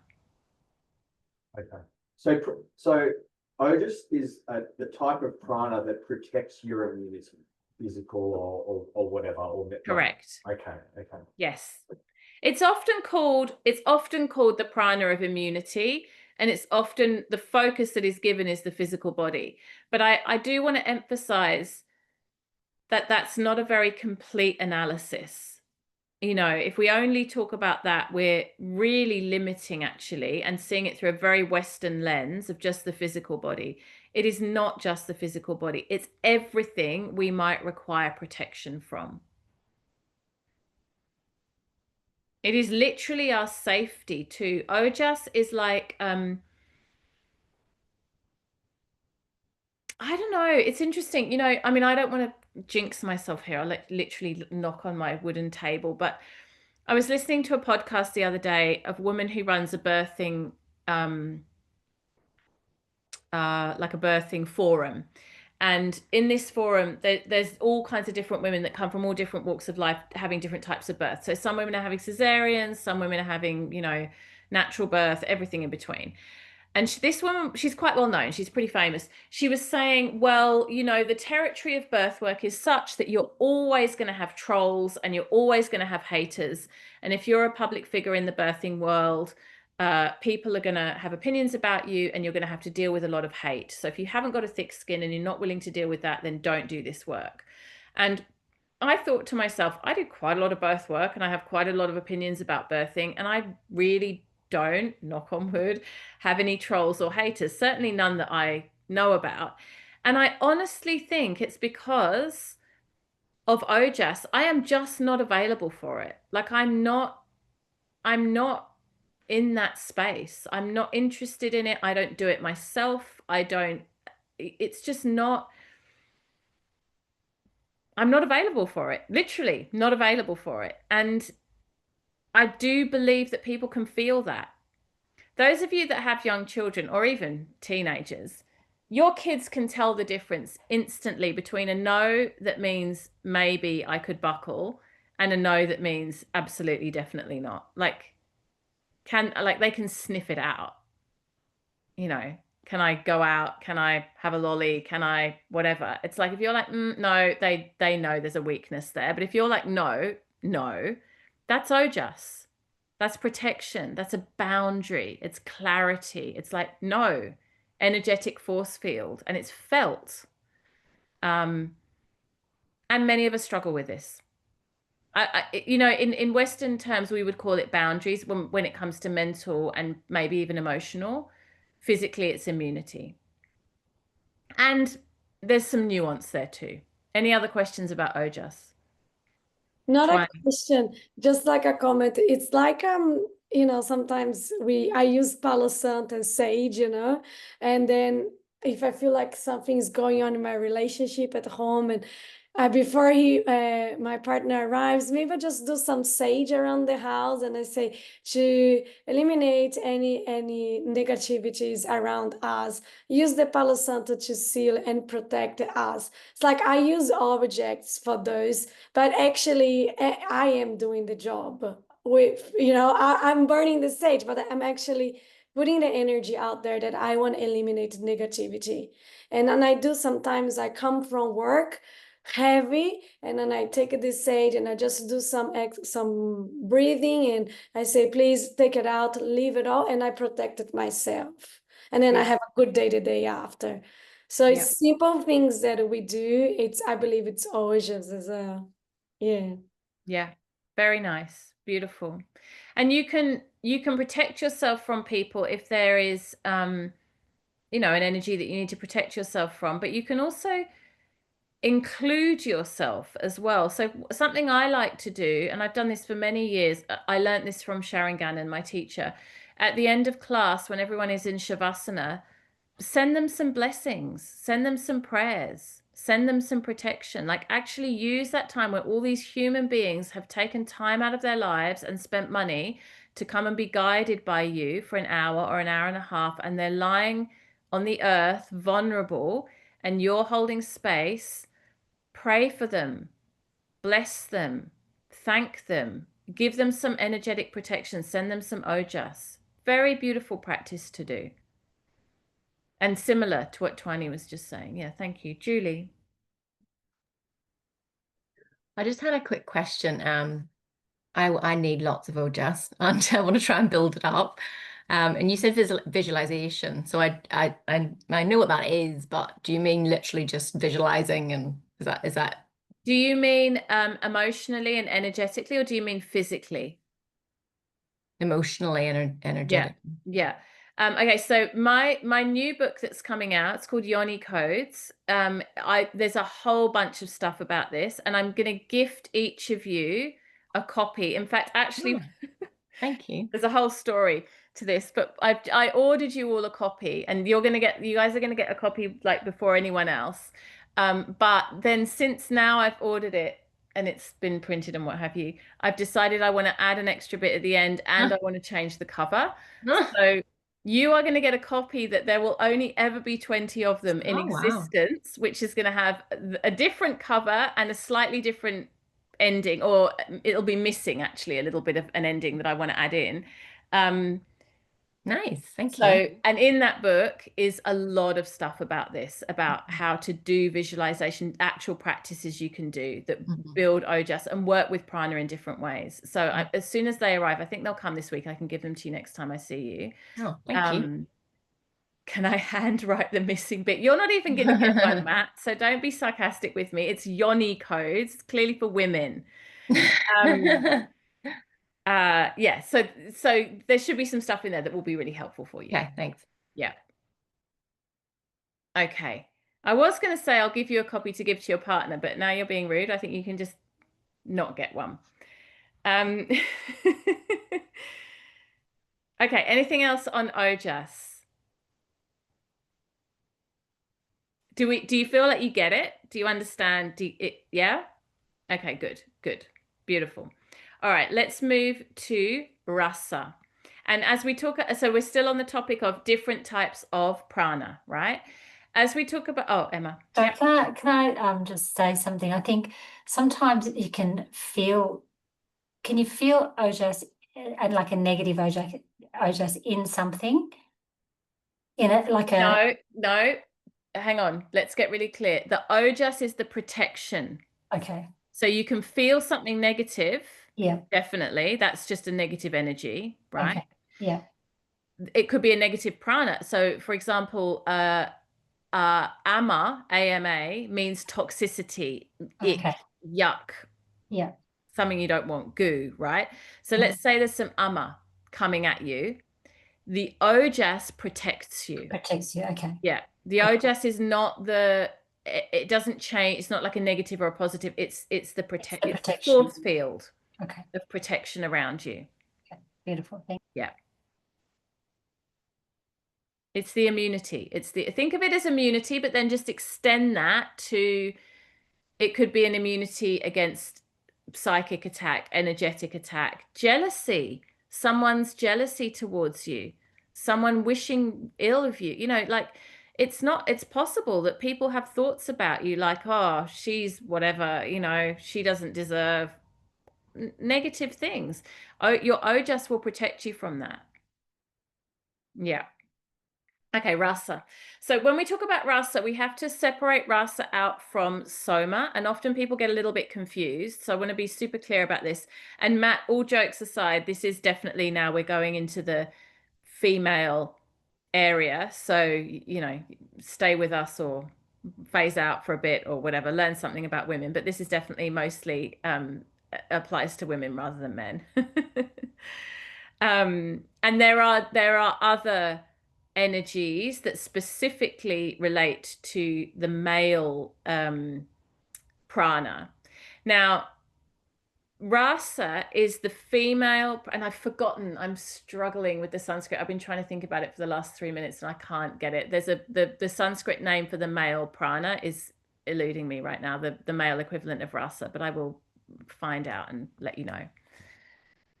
Let me make a note of that. I think it begins with O, but it's gone. My memory's not very good at the moment. Okay, so rasa is female sexual energy, and one defining characteristic about rasa is that it is receptive rather than penetrative. In other words, we receive through rasa. We do not we don't project. It doesn't project. Whereas the male sexual energy projects and is less receptive. I mean, we know that like literally from the physical act of intercourse between man and woman, obviously the male penetrates the female. So that's one element, but it's also an energetic thing. And it does say in Charaka Samhita, we have the hatha, the sun and the moon, the masculine and feminine. So all of us have both. We have the male and the female, or I was going to say yin and yang. That's Chinese though. Ida Pingala. Women, generally speaking, would have more rasa and less of the masculine, and men would have less rasa, but men do have some rasa and vice versa, right? So that we all contain both. The literal translation of the word rasa is juice, meaning the prana that is specific to female sexuality. Now, sometimes people get confused with Shakti, which is also a form of prana, but Shakti is the female divine energy. It's the God energy, right? So we have Shakti within us, but it only in like the sense that it's the spark of the goddess or the spark of God within us. It's not a human energy, and Shakti is beyond sexuality. It's not about sexuality. It's about divine feminine. Whereas rasa is specifically about sex. It is the energy of desire. So I don't know if anyone else has experienced this in their life, but I went through my life until I was about 26, 27, knowing that I wanted to have children, like as a sort of hypothetical abstract thing, but not really a physical thing, just like, oh yeah, I'd like to have kids one day. And then when I was about between 27 and 28, something happened and I was just like, I want a baby. I want babies, give me babies. I want them now. I want loads of them. Like it just happened. And it's never really gone away. I mean, I still have it a bit and it kind of freaks me out. Like sometimes I look at babies and I'm like, oh, I'd love to have another baby. And I think, what's wrong with you? Like this is the rasa. It really is. I have very strong rasa. It's like my logical brain is like, that is an utterly ridiculous thought. Like there's no way. And I'm also too old. I'm perimenopausal, but there's just still this, like, I just love babies and I love the idea of producing them. So that's a rasa thing. It's also your sex drive. the joy that you have in intimacy, if that is there for you, desire, attraction, and also creativity. So it isn't just the physical sexual act, it's also the act of creation, the lust and the desire to create. But Rasa particularly relates to the creation of beauty for the sake of beauty, not for any other means. So it's not about like creating art so that we could sell it, for example, or so that we could like turn it into a workshop or something like that. It's really like just for the juice, just for the joy, just for the expression. That's rasa.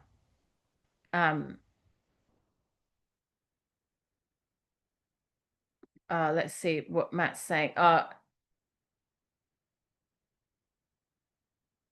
Okay.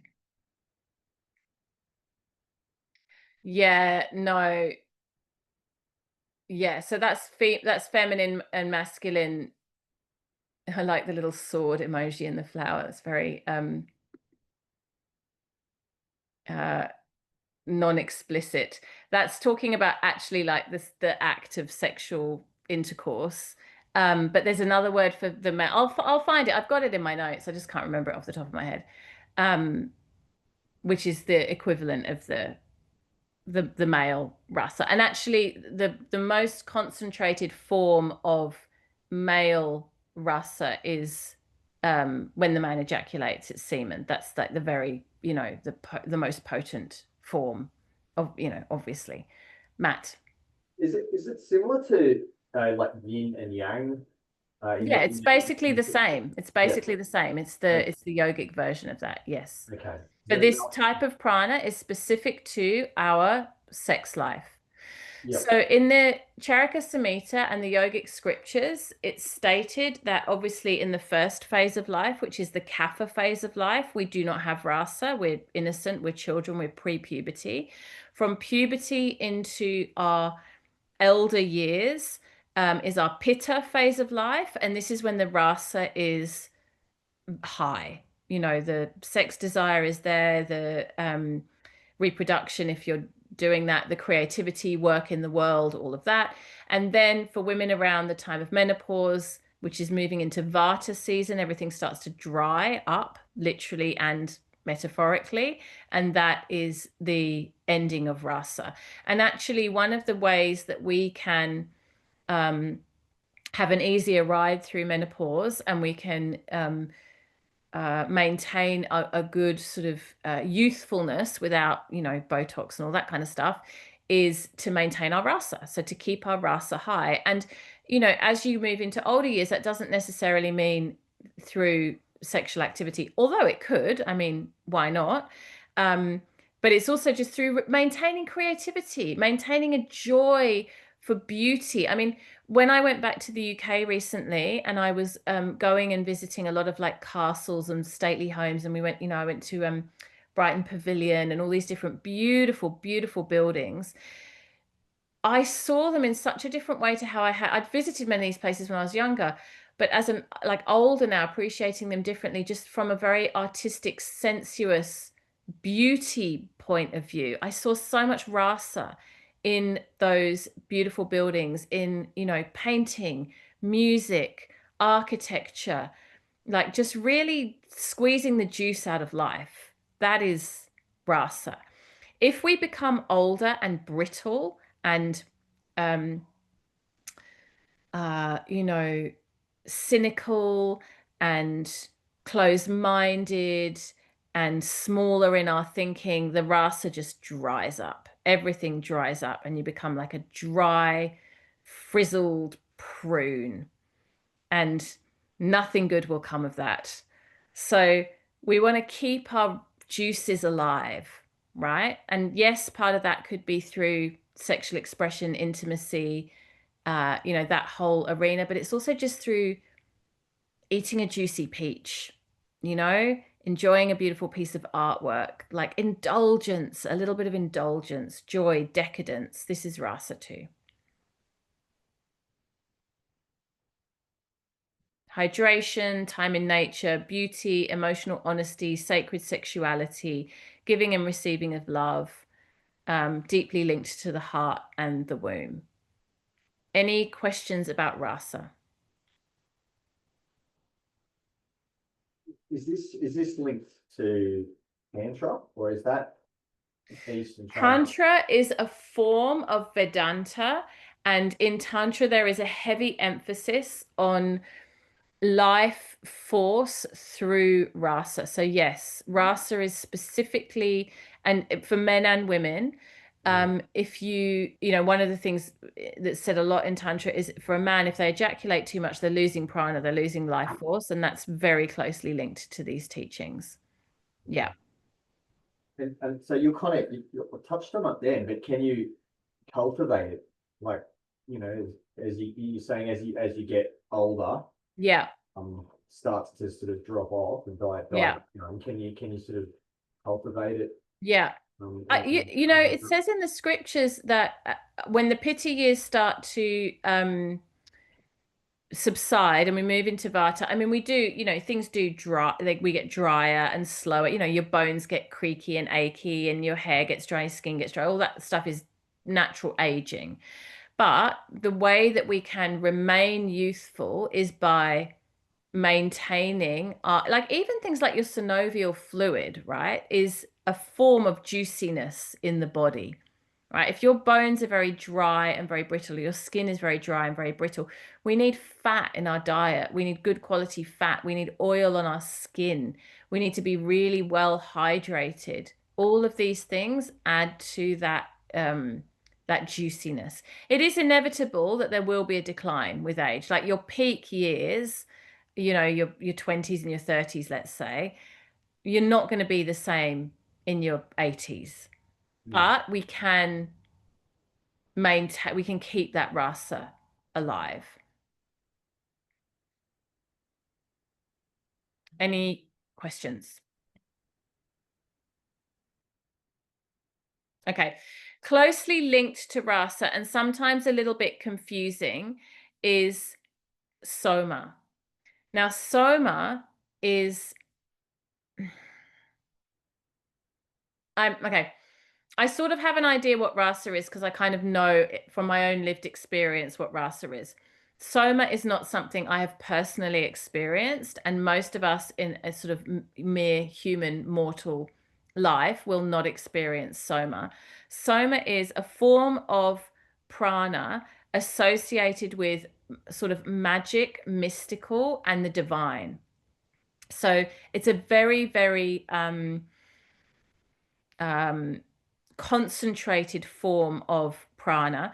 Remember when I told you guys about amrit, the honey-like substance that drips from the roof of the mouth? Amrit is a physical manifestation of soma. So it's where the prana has become so concentrated that it literally becomes manifest in physical form. We develop soma through mantra, asana, prayer, spiritual practice. And rasa can be turned into soma if the person is abstaining from sexuality and they are really turning their minds to spiritual discipline. So in an ideal world, monks and nuns and priests that abstain from sex would be channeling their life force, their sexual energy into spiritual energy, and it becomes soma. Now, this can only happen if it's a naturally occurring, desired by the person experience. It cannot be imposed on someone.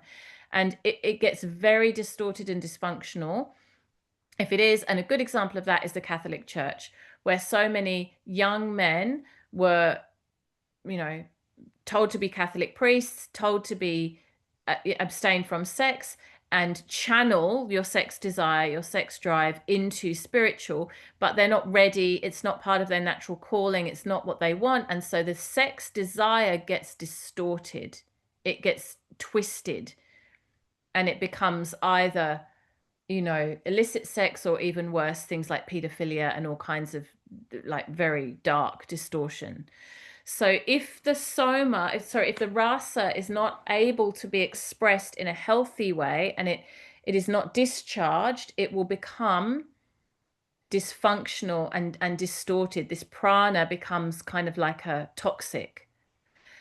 If, on the other hand, for someone who truly has the calling to be celibate, to be renunciate, it becomes soma.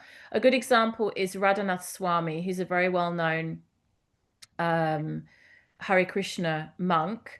His book is called The Journey Home. The Journey Within. He's written two, The Journey Within and The Journey Home. The Journey Home is the one that I'm thinking of, The Journey Home, Radhanath Swami. And in this book, he tells the story. It's a brilliant book. I love it.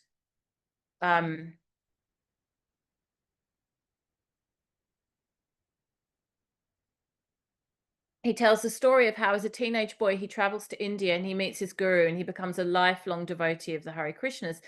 And in that book, he touches on a couple of occasions where women come on to him, or he has the opportunity to be sexual, and it's just not in him. He's like, I have zero sex desire. It's just not there. Like, I'm not repulsed by it. I'm not like ashamed of it. I'm just not, it doesn't exist for me. I'm only interested in coming to know God. I'm only interested in chanting mantra and meditating and prayer. And so that is an example of pure soma, which is separate to rasa. Another good example is Saint Teresa of Avila. I don't know if any of you have ever read any of her stuff. She was a 14th century Spanish mystic, Catholic nun, and she wrote some brilliant, beautiful, beautiful books. One of them is called Entering the Castle, I think it's called, something Castle. And in which, again, she describes her desire, Avilia. Can't type and talk, hang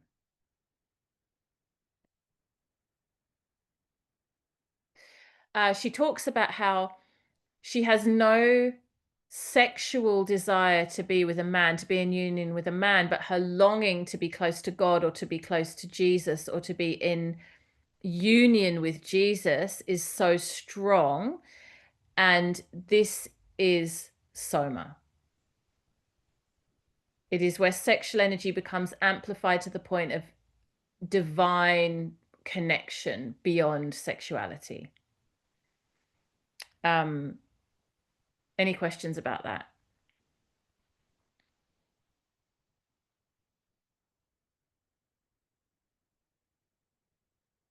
Okay. Soma is not an experience most of us are going to have in this lifetime. And my personal opinion is it's a real calling. You know, it's like it's a real spiritual calling. I mean, I've joked with close friends of mine. I've often felt like I could have been a nun, which is a very funny thing for someone who's got 5 children to say. But it's sort of like I could have been a nun because I love I could easily live the devotional life, but I also like men and babies a little bit too much. There's too much rasa, not enough soma. So I think if there's a lot of soma and no rasa, it's really like you pretty much incarnate with that. Maybe in later life it could also happen, who knows? But it's usually a calling that's sort of very strongly there from the beginning. Okay, last prana that I want to speak about, which is actually not a form of prana really, although I have to say I think of it as a form of prana. But the scriptures tell us it's not a form of prana. It's more to do with a way in which prana can move. And this is tejas. And tejas is the fire of transformation. It is the prana of directed attention and energy. So if tejas were to have an image, it would be an arrow. Tejas happens when we set our mind on something and we are like a dog with a bone, absolutely hyper focused, and all prana goes in that direction. So let's say my 11-year-old son told me at the beginning of the last school holidays that he wanted to save up and buy himself an electric scooter, an e-scooter. And the one that he had his eye on Facebook Marketplace was $400. And I humored him and I was like, sure, yeah, you're going to save up $400 and buy an electric scooter. I thought there is no way this kid is going to save up $400. That is such a lot of money for an 11-year-old. I'm not even going to worry about him on an electric scooter because I don't think it's ever going to happen. More fool me, because this kid has a lot of Tejas, right? So then before I know it, he's doing lemonade stalls and he's washing everyone's cars and he's like cashing in his birthday presents early, and he is just anything he can think of, selling his shoes. I'm not even joking. To get the money together to buy this electric scooter. And at the end of, like, after about 6 weeks, I think he had $350, extraordinary. And then his dad gave him the last 50, and now he's riding around on an electric scooter, and I'm worried that he's going to fall off and hurt himself. But the point is the power of what we can do when we have an absolute clarity of goal, like, and it's unwavering, it's an arrow. So it's not actually a type of prana, but it's an energetic imprint that we can apply to prana. And this is where things like law of attraction, manifestation, all of that stuff comes in. If you pray hard enough and you visualize hard enough and you say all the affirmations and you do all the work and you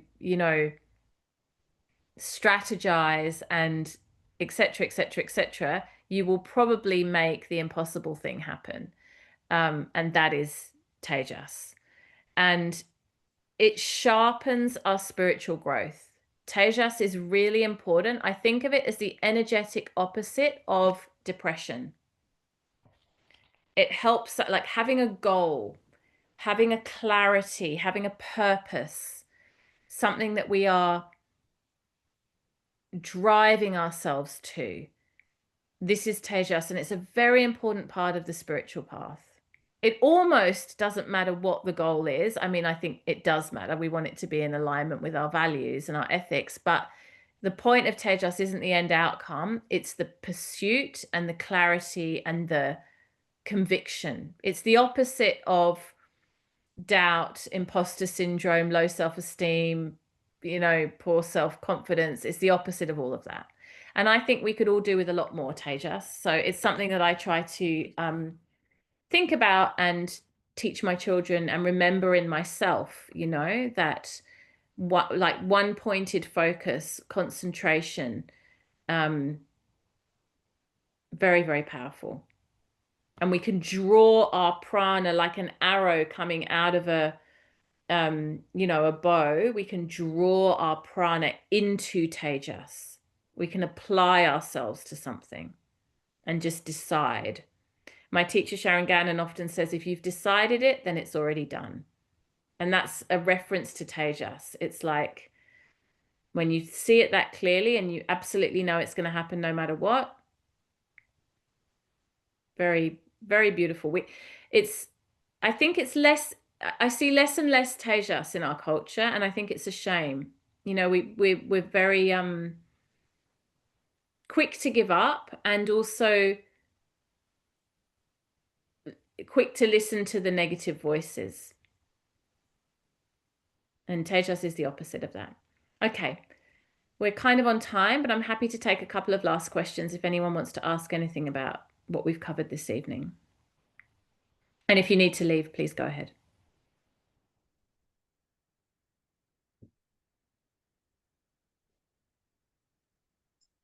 Well, quick question. Can you build up your Tejas? Yes, you can. And yes, absolutely. And also Tejas has the quality of snowball effect. Like, the more you have, the easier it is to access and the more you can utilize it. So it's sort of like a yeah, it compound. That's the word I'm looking for. It compounds. So it can sometimes be a little bit hard to get it going in the beginning, but usually when there's some momentum, it really starts to compound. But yes, you absolutely can amplify it, grow it, deliberately channel your prana into it. And Tejas, you know, you could apply it to something quite simple. Like you could say, I'm going to get up every day this week and I'm going to do 20 minutes of asana before I do anything else. That's Tejas. And then if you do it and you have the discipline, it is like willpower very much. But it's willpower with the extra bonus of prana. It's like rocket fuel willpower. And then the more you do it, you know, it becomes habit, all of that stuff, you know, read books like Atomic Habits and all of that. That's Tejas. It's just building the muscle, building the, yes. Yeah. Danielle. Do any of the physical postures are induced by any of these things? Like, obviously, we want to bring some of these texts and scriptures into the restorative teachings, but do they relate physically? I think you will see more of the answer to that question as we start to explore these energies in the postures. So it's not as simple as like, oh, you know, Baddha Konasana amplifies Soma, or, you know, warriors amplify Tejas, or like you could make those loose correlations, but I think it's more subtle than that, in the sense that when we are in our pranamaya kosha, when we are feeling and experiencing our energy body, the nuance of the subtleties of the different types of prana becomes available to us. Like for most people, just to even think about the fact you have prana is already enough. That's already like wild and esoteric and out there. Just to even think about life force, prana. Forget about now we're going to start categorizing it and having different types and doing different things. Like that's a next level contemplation. So we could certainly open up to that. And you could do it in very beginner friendly ways. Like, for example, you could talk about ojas and you could literally talk about white blood cells and immunity and protection from an energetic point of view. But like direct correlations to specific postures, no.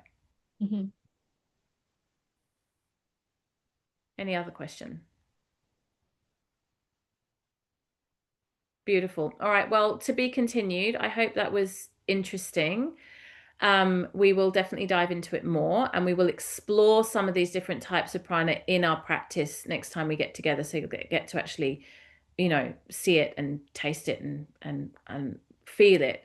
And I will see you all again next Thursday, same time, same place. Take care. Have a beautiful week. Thanks, everyone. And you've got the link, right, for the recordings. I mean, you guys won't need it so much because you're actually here, but you all got emailed that link, that page where the recordings are. Yes, yes. Okay, great. Beautiful. Thank you. Good night, everyone.